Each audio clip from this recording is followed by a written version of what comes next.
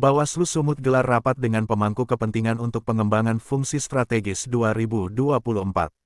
Global Expos TV Kabupaten Labuhan Batu Selatan, Kota Pinang tanggal 21 Oktober tahun 2024, Badan Pengawas Pemilu, atau Bawaslu Sumatera Utara menggelar rapat bersama pemangku kepentingan terkait pengembangan fungsi strategis kelembagaan Bawaslu untuk menghadapi pemilihan kepala daerah atau Pilkada 2024. Acara ini diadakan di Aula Grand Suma Blok Songo, Desa Sisumut, Kecamatan Kota Pinang, pada Senin tanggal 21 Oktober tahun 2024. Hadir dalam rapat tersebut Wakil Bupati Labuhan Batu Selatan, Haji Ahmad Fadli Tanjung SAG, Kapolres Labusel yang diwakili Kasat Reskrim AKP Gurbacop, perwakilan dari Kejari Labusel, Oloan Sinaga, SHMH, serta perwakilan dari Bawaslu Labusel, Ridho Akmal Nasution. Juga turut hadir perwakilan KPU, serta berbagai organisasi kemasyarakatan seperti NU, MUI, Al-Wasliyah, Muhammadiyah, FPK, Pemuda Pancasila, dan lainnya. Acara dimulai dengan menyanyikan lagu Indonesia Raya dan Mars Bawaslu, diikuti doa yang dipimpin oleh Ustaz Mulkan Nasution. Ketua Bawaslu Sumut, Haji Aswin Dafari Lubis, secara resmi membuka rapat ini. Dalam sambutannya, ia menyampaikan terima kasih kepada para tamu undangan yang hadir serta menegaskan tujuan acara ini, yaitu untuk merumuskan bersama langkah-langkah pengawasan pilkada, baik pemilu gubernur Sumut maupun pemilihan Bupati Kabupaten Labusel. Walaupun potensi kerawanan pemilu di Sumatera Utara tergolong rendah, pencegahan tetap penting. Untuk itu, keterlibatan stakeholder dan strategi pengawasan yang tepat sangat diperlukan, ujar Aswin Dafari Lubis dalam sambutannya. Wakil Bupati Labusel, Haji Ahmad Fadli Tanjung, menyampaikan apresiasi atas kehadiran Ketua Bawaslu Sumut di Labusel. Atas nama pemerintah, saya mengucapkan selamat datang. Saya tegaskan, saya tidak mencalonkan diri dalam Pilkada 2024. Kami berharap para calon dan tim kampanye dapat saling menghormati perbedaan pandangan, kata Fadli Tanjung. Dalam sambutan yang disampaikan oleh Kasat Reskrim AKP Gurbacop mewakili Kapolres Labusel, disampaikan bahwa Polres Labusel, dengan 350 personel yang tersebar di 5 polsek, siap mendukung pengamanan setiap tahapan Pilkada 2024. Kami juga mengimbau kepada masyarakat untuk berperan aktif dalam menjaga keamanan selama proses pemilu berlangsung, ujar Gurbacop, menekankan pentingnya kolaborasi antara polisi, kejaksaan, dan Bawaslu dalam pengawasan pemilu.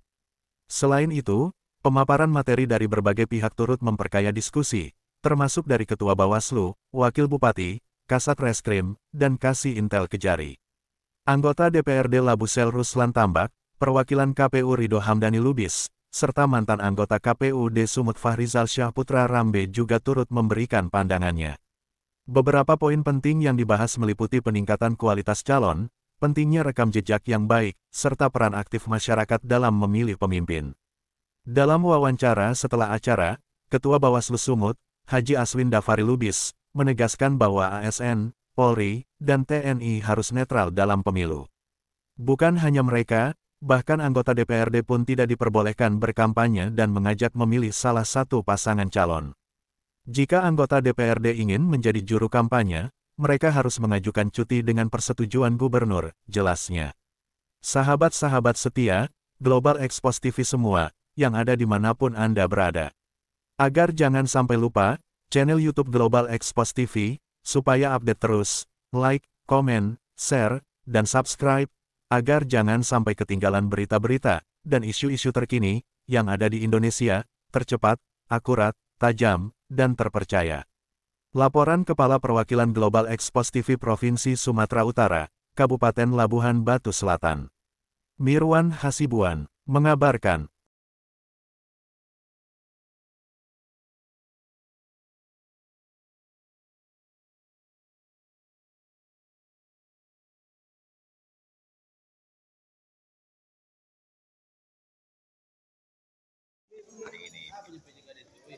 Pak, tadi Pak menyampaikan Pak terkait aparatur sipil negara yang harus netral Pak. Ya, jadi terkait dengan penegakan hukum, terkait dengan masalah netralitas ASN itu merupakan hal yang diatur dan ditegaskan dalam ketentuan undang-undang, baik dia Undang-Undang Nomor 10/16 tentang pemilihan juga dengan peraturan-peraturan Bawaslu dan peraturan-peraturan lainnya.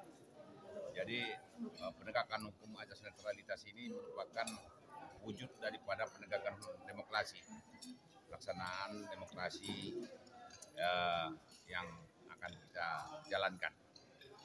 Jadi kalau penegakan hukum demokrasi ini tidak dilakukan, maka hasil output daripada pilkada ini akan mengurangi rasa kepercayaan kepada masyarakat. Terkait netralitas ASN ini tadi, sejauh ini sudah ada laporan-laporan yang masuk atau yang terakhir? Ada beberapa kabupaten kota terkait dengan pelanggaran-pelanggaran netralitas yang dilakukan oleh ASN, dan ini sedang dilakukan proses setiap jajaran Bawaslu kabupaten kota. Jadi bila mana misalnya nanti ada dugaan terbukti ada pelanggaran asas netralitas yang dilakukan oleh beberapa ASN, itu akan diteruskan dia ke Badan Kepegawaian Negara. Jadi artinya penegakan hukum netralitas ASN itu baik aparatur pemerintah sipil maupun TNI Polri itu sudah komitmen.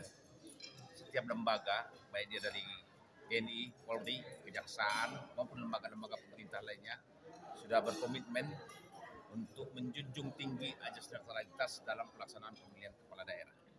Demikian. Pak, jenis laporan itu Pak seperti apa Pak? Tidak netral ASN.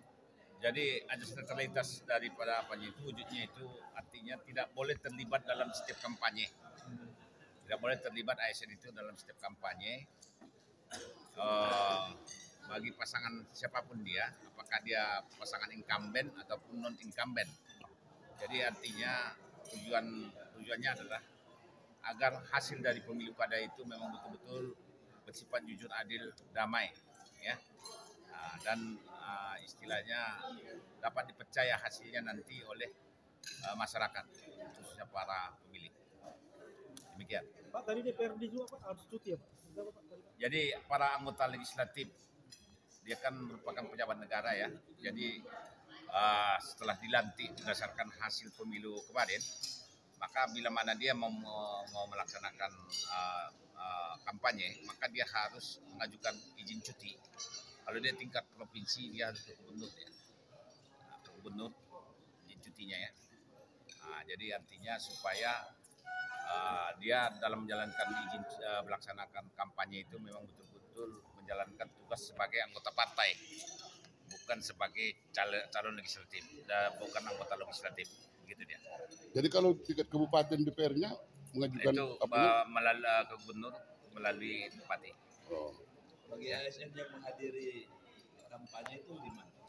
Jadi itu bagi ASN yang menghadiri kampanye diperbolehkan sepanjang dia tidak menggunakan baju dinas sebagai ASN dan tidak boleh menggunakan isyarat-isyarat keberpihakan. Tapi itu tentu sangat rawan sekali. Jadi seharusnya kalau bisa ASN yang menghadiri kampanye walaupun diperbolehkan dengan tidak menggunakan atribut-atribut ASN, tapi dianjurkan jangan sampai menghadiri kampanye dari setiap pasangan calon guna menghindari kemungkinan pelanggaran daripada pemilihan.